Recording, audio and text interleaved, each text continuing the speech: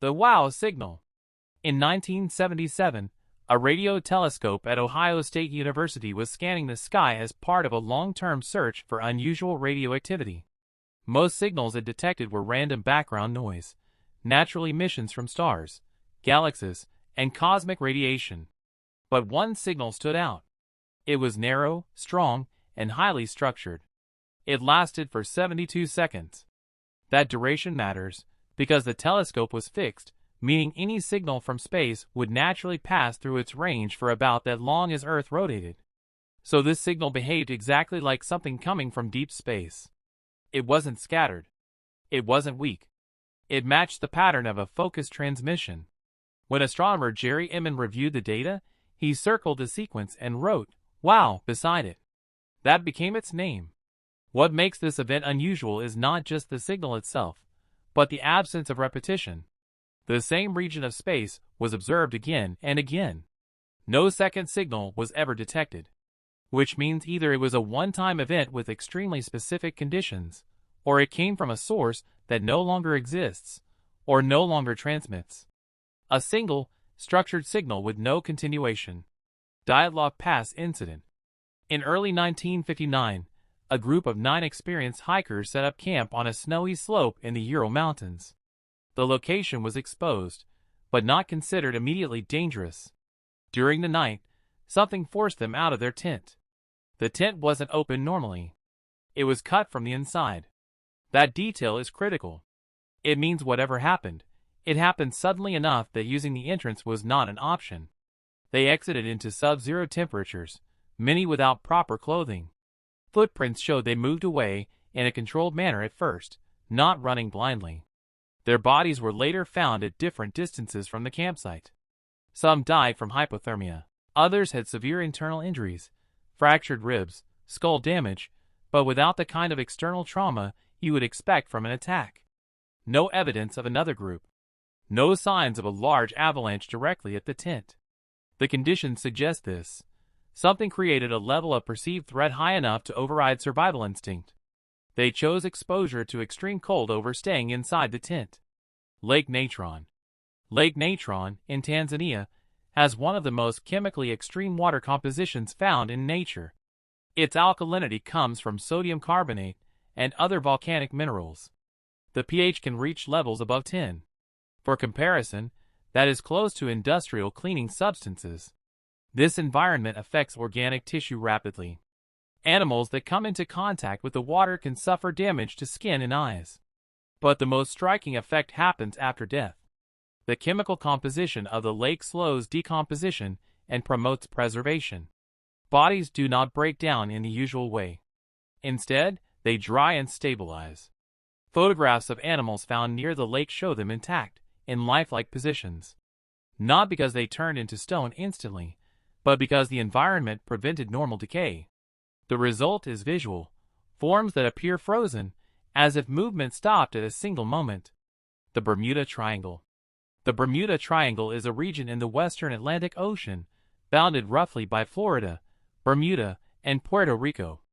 It is one of the most heavily traveled maritime and flight corridors in the world, which means large numbers of vessels and aircraft pass through it regularly. Statistically, that alone increases the number of recorded incidents. Many disappearances in this region have been explained through known factors: sudden weather changes, strong ocean currents, navigation errors, and mechanical failure. But what keeps the area in discussion is the pattern of certain cases. In some incidents, communication was lost abruptly, no distress signal, no extended warning. In others, search operations found minimal or no debris, despite conditions where debris would normally be expected. There is no single cause that explains every case. Instead, multiple risk factors overlap: unpredictable weather systems, complex ocean conditions, and high traffic volume. Individually, each factor is understood. Together, they create a region where failure can happen quickly and recovery evidence is not always guaranteed. Hessdalen Lights. In the Hessdalen Valley in Norway, unusual luminous objects have been observed repeatedly since the 1930s.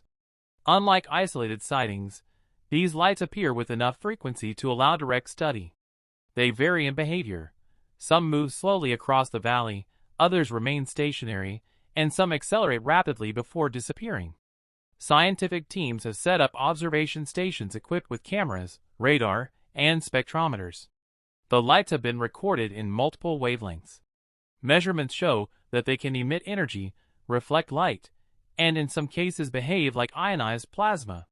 One leading explanation involves charged particles interacting with a local environment, possibly due to the mineral composition of the valley. But the data is not consistent across all observations. Some movements cannot be fully explained by known plasma behavior, which leaves a partial model, a real, measurable phenomenon with incomplete explanation. Ball lightning. Ball lightning is one of the rarest and least understood electrical phenomena.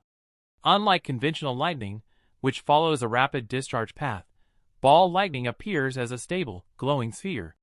Reports describe it as moving slowly, sometimes horizontally, and lasting several seconds. In some documented cases, it has been observed indoors, entering through open spaces, or appearing during electrical storms. Laboratory experiments have attempted to recreate similar effects using plasma and vaporized materials. These experiments produce short-lived glowing spheres, but they do not fully match real-world reports. The main difficulty is stability. Standard plasma dissipates quickly.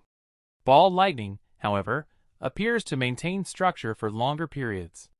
This suggests a mechanism that allows temporary containment of energy, but that mechanism is not fully defined. Zone of silence. The zone of silence is located in a desert region of northern Mexico. It is known for irregularities in radio communication. Travelers and researchers have reported signal loss, interference, and inconsistent transmission behavior. Unlike typical signal dead zones, which are predictable based on terrain or distance, this region shows variation. Some areas allow normal communication. Others experience sudden disruption. One explanation involves the presence of certain minerals that can influence electromagnetic waves. Another factor is atmospheric conditions, which can affect how signals propagate. There have also been reports of meteorite fragments in the region, which may contribute to unusual magnetic properties. Individually, these factors are understood, but their combined effect is not perfectly mapped, which leads to inconsistent signal behavior, not constant failure, but unpredictable interference. Hoia Baciu Forest. Hoia Baciu Forest, in Romania, is associated with repeated reports of unusual sensory experiences.